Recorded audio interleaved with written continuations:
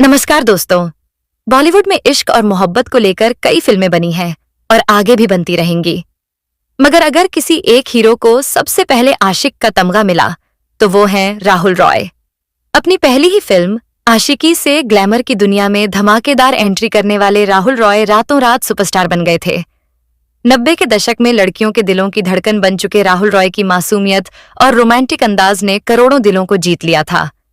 लेकिन सवाल ये उठता है कि जो अभिनेता अपनी पहली ही फिल्म से इतनी शोहरत कमा चुका था, उसका करियर अचानक ऐसा कैसे डूब गया? क्या था उनके करियर के गिरावट का कारण? क्या उन्हें गलत फिल्मों का चयन ले डूबा या फिर इंडस्ट्री की राजनीति का शिकार हुए? आज के इस वीडियो में हम सिर्फ राहुल रॉय के फिल्मी करियर की नहीं, बल्कि उनकी फैमिली, पर्सनल लाइफ और मौजूदा हालातों की भी बात करेंगे।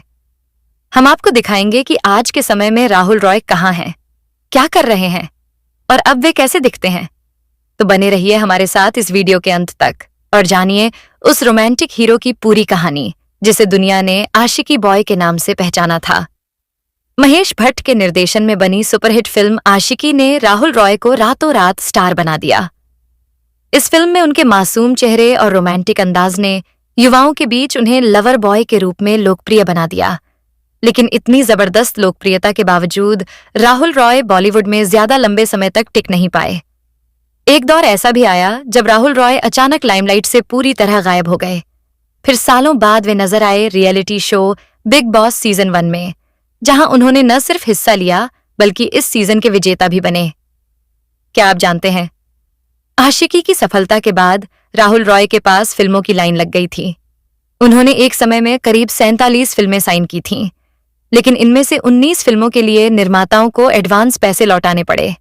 ऐसा इसलिए क्योंकि एक के बाद एक उनकी फिल्में फ्लॉप होती चली गईं।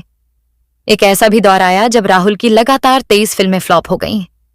वे दिन में 3 फिल्मों की शूटिंग करते और रात में किसी चौथी फिल्म की डबिंग या शूटिंग में लग जाते। इस थकाऊ रूटीन और गलत फिल्म चयन ने उनके करियर को गहरा नुकसान पहुंचाया। 9 फरवरी 1968 को कोलकाता में जन्मे राहुल रॉय ने जब 1990 में आशिकी से अपने फिल्मी करियर की शुरुआत की थी, तो हर कोई उन्हें अगला बड़ा सुपरस्टार मान बैठा था।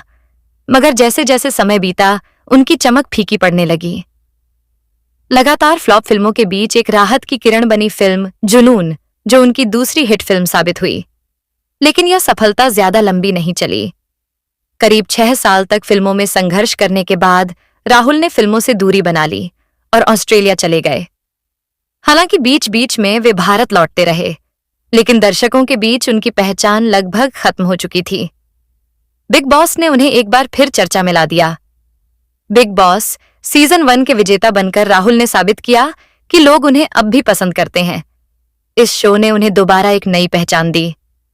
राहुल रॉय की जिंदगी और करियर को आकार देने में महेश भट्ट की भूमिका काफी अहम रही है। मॉडलिंग से फिल्मों में आने वाले राहुल को आशिकी जैसे बड़े प्रोजेक्ट में काम करने का मौका मिलना भी एक दिलचस्प कहानी है। राहुल ने एक इंटरव्यू में खुलासा किया था कि उनकी मां इंदिरा रॉय लेखिका थीं और उनके लिखे हुए आर्टिकल्स को पढ़कर मशहूर निर्माता निर्देशक महेश भट्ट इतने प्रभावित हुए कि वे खुद उनके घर मिलने पहुंचे। बातचीत के दौरान महेश भट्ट की नजर घर में रखी राहुल की कुछ तस्वीरों पर पड़ी। बस वही पल राहुल रॉय की किस्मत बदलने वाला साबित हुआ। महज 20 मिनट की मुलाकात के बाद महेश भट्ट ने राहुल रॉय को आशिकी का ऑफर दे दिया और साथ ही मॉडल से एक्टर बनने का रास्ता भी खोल दिया। साल 1990 में जब आशिकी रिलीज हुई तो राहुल रॉय एक झटके में देश भर के युवाओं के दिलों पर छा गए। इस फिल्म की सफलता का आलम यह था कि आज भी इसके गाने उतने ही लोकप्रिय हैं जितने उस दौर में थे। जाने जिगर जाने मन, अब तेरे बिन जी लेंगे हम, एक सनम चाहिए आशिकी के लिए, मैं दुनिया भुला दूंगा। हर गाना, हर लाइन लोगों की जुबान पर आज भी ताजा है। फिल्म आशिकी में राहुल के साथ अभिनेत्री अनु अग्रवाल नजर आई थीं और दोनों की जोड़ी को दर्शकों का भरपूर प्यार मिला था। इतनी बड़ी हिट फिल्म के बाद उम्मीद थी कि राहुल रॉय के पास फिल्मों की लाइन लग जाएगी, लेकिन हुआ इसके बिल्कुल उलट। 8 महीने तक राहुल को कोई फिल्म नहीं मिली। फिर अचानक किस्मत पलटी और एक साथ 60 फिल्मों के ऑफर आ गए। हालांकि राहुल ने उनमें से 47 फिल्में साइन कर लीं।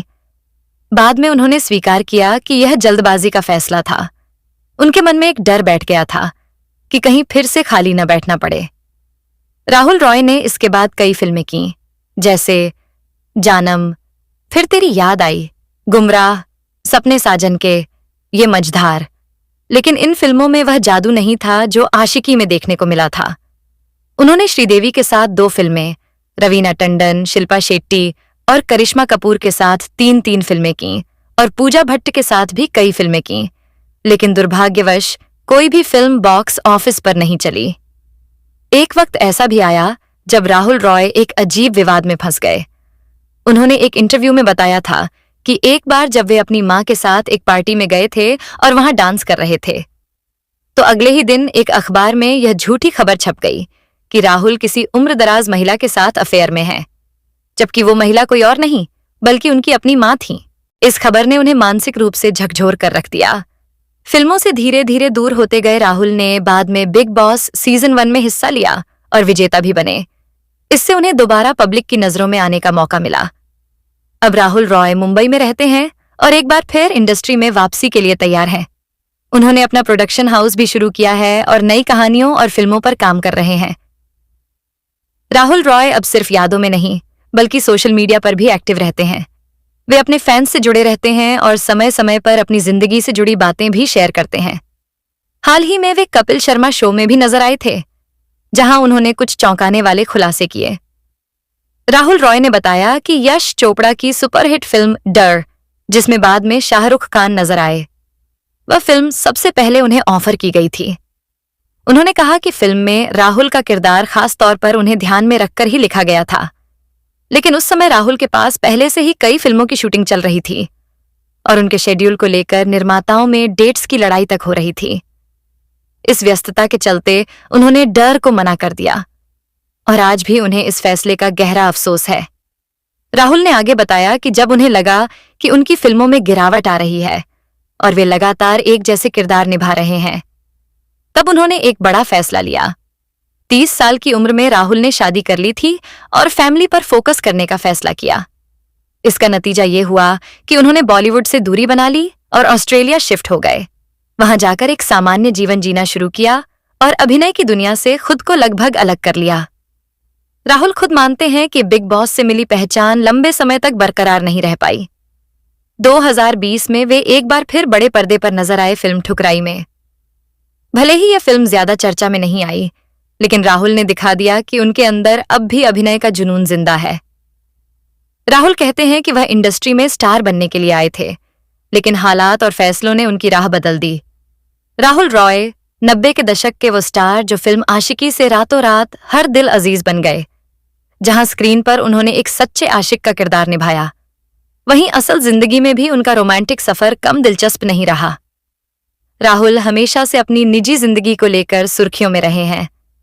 उनका नाम सबसे पहले जोड़ा गया महेश भट्ट की बेटी पूजा भट्ट के साथ। दोनों ने साथ में कई फिल्मों में काम किया और इसी दौरान उनके बीच नजदीकियां बढ़ीं। लेकिन अफसोस कि यह रिश्ता ज्यादा समय तक नहीं टिक पाया। इसके बाद राहुल का नाम मनीषा कोइराला के साथ जुड़ा। बताया जाता है कि फिल्म यह मझधार के सेट पर दोनों ने एक दूसरे को डेट करना शुरू किया था। शुरुआत में दोनों की केमिस्ट्री काफी अच्छी रही, लेकिन यह रिश्ता भी टूट गया। फिर राहुल की जिंदगी में आई सुमन रंगनाथन, जो उस दौर की एक पॉपुलर साउथ इंडियन अभिनेत्री थीं। कई रिपोर्ट्स में दावा किया गया कि दोनों ने साथ रहना भी शुरू कर दिया था, लेकिन जैसे जैसे काम का दबाव बढ़ा, उनका रिश्ता कमजोर पड़ गया और आखिरकार उनका ब्रेकअप हो गया। इन सब के बाद राहुल रॉय ने राजलक्ष्मी खानविलकर से शादी की। राजलक्ष्मी पूर्व मॉडल रह चुकी हैं और यह उनकी दूसरी शादी थी। दोनों की शादी साल 2000 में हुई और करीब 14 साल तक साथ रहे, लेकिन आपसी मतभेदों के कारण 2014 में दोनों अलग हो गए। 2016 में राहुल की मुलाकात हुई सुपरमॉडल साधना सिंह से। कुछ इंटरव्यूज में राहुल ने उनकी खुलकर तारीफ की और कहा, अब मैं सही इंसान के साथ हूं।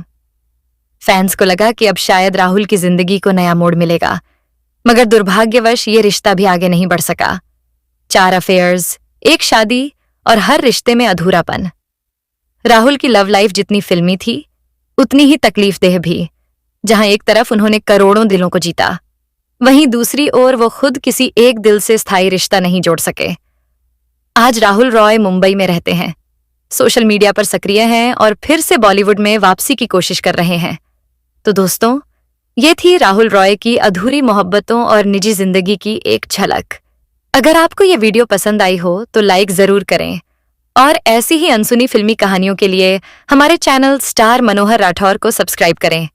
मिलते हैं अगली वीडियो में, तब तक के लिए धन्यवाद।